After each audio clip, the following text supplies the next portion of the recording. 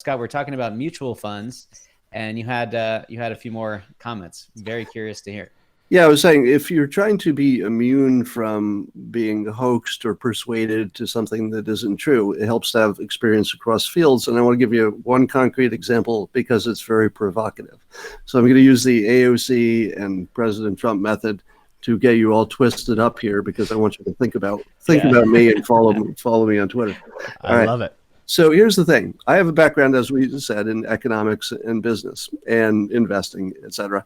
And when I look at climate change models, I can't help but take what I learned from the fields of economics investment and look at those models. And I'll give you a story, a real story. A friend of mine years ago called me and said, "Hey, there's this newsletter I get, about what to invest in, and they keep picking winners. They got like 3 winners of these tiny stocks that nobody was looking at, and they went through the roof, and now they want $1,000 to tell me what their next one is. And since they got 3 in a row, I'm totally going to give them my $1,000. Do you want to go in on me? Go in with me. We'll split it." And I said, "Let me explain how this scam works."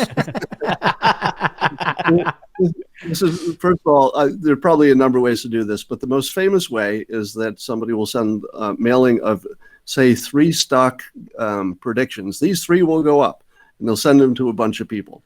Now, but they'll send different groups, different stock predictions. Some of them, just by chance, are going to get a good prediction. Those people say, "Huh, we got one right, but it's just one." So then they do the next mailing just to the group who coincidentally got the first one right, and they give more guesses. Some subset of that will get 2 in a row, and then a smaller subset of that will get 3 in a row, completely by chance. The person who gets 3 in a row and doesn't know that the other ones were all wrong is going to say, "These guys are magic. I got to give them my $1,000. It's certain money." Now, take that knowledge that that's a well-known scam for people who have educated themselves in this field of finance and investing.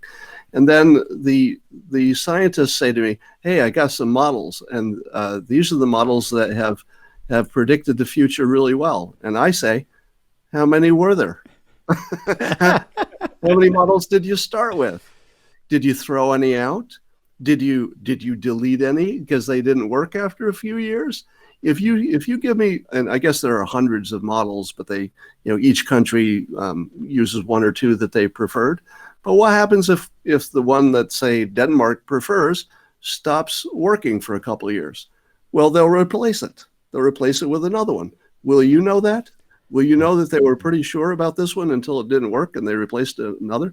Now, let me be careful before people flip out watching this. I'm not saying that climate change is not real. I'm not saying it's not a problem. I'm a non-scientist. I can't tell. I do know that it is exactly the sort of thing you shouldn't believe on face value. It might be true, and we should certainly take it seriously because the level of the perceived threat. But you shouldn't automatically think that because people you trust are giving you information and they all seem to agree and it seems like everybody's on the same side and all these good things. And my God, it seems like all the scientists seem to be telling us something similar. It doesn't mean as much as you think it is. And if you have experience in finance, you see it instantly.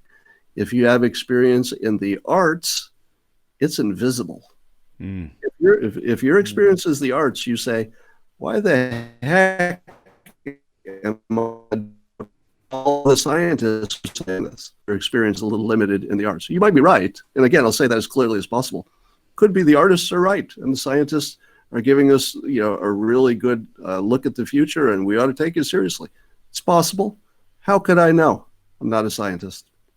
Well, that idea of the confirmation and survivorship bias and how they can concentrate together, we speak with our clients about that a lot. Like even something as simple as investing in some of the opportunities that come to our clients because of their income and the amount of net worth they have, they start getting pitched all kinds of, let's put it in quotes, deals for things that they could invest in. And oftentimes those folks are really great influencers. Me and one of our advisors, Jeff, who I've shared with you about, Scott, he and I were on a call where one of our clients, a successful dentist, was getting pitched something, and he asked us to sit in with the pitch.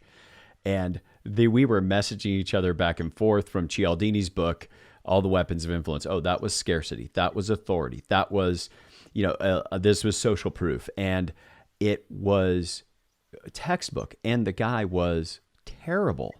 But you couldn't help, even as somebody who knew what he was pitching, the actual product was awful. It didn't change the fact that, to your point, I felt a little bit hooked. Yeah. And I imagine you probably have and continue to get pitched deals, quote unquote, all the time. What thinking could you offer to our audience and around this idea of how do you keep yourself from getting hooked, excited, and placing capital or placing bets on things that maybe would not have been good bets if some of the weapons of influence from Cialdini's book weren't being deployed? And how do you protect yourself against that? And how do you decline politely or otherwise? Well, the best tool I have in my arsenal for that sort of thing is that I'm old, meaning that I have accepted some deals in the past that looked really good. Well, it looked really good. Yeah. For example, my most famous bad investment was, what was the home delivery groceries service that was a scam? I can't remember, but you'll think of it in a minute. I remember you writing about it. Yeah. And, the management was saying, we've already proven our model in one location. We're just going to now duplicate this model because we know it works in one place. It's going to be like Amazon. It's going to be like FedEx. If it works in one place, you just make it big. So I put way too much money in that because I thought I'm getting in on the next Amazon. People don't see this. Home grocery delivery is going to be the thing. Now, 20 years later, it is the thing, but it took a while to get there. Now, what I didn't count on is that the management were a bunch of crooks and the first model didn't work and it was all a scam and everything they'd been saying was a lie. And, and shareholders ended up suing them and they went out of business almost instantly. Now, if you haven't had that happen to you, you can't quite intellectualize yourself to the point where you don't believe the next pitch. But if it happens to you a few times, you can say, well, this would be 3 in a row. I think maybe this time. So, but it isn't the thinking that gets you past it. It's the pain. So I built up this productive amount of pain memory that if I do things that look like this, I feel pain. And so that helps me not do things like that because I don't want to experience pain. If you're young, I would tell you to look into diversification and unmanaged equity, S&P 500 types equity funds that have low fees. Now, as an economics major and a business guy in my education, one of the most useful things I learned is that stocks can replicate pretty much any good investment. If you can't replicate it with a basket of stocks, it's probably a little sketchy. So I don't do puts and calls. I don't do any exotic anything. If it isn't a basket of stocks that represents a big diversified group, I don't call it an investment. So part of my defense is words.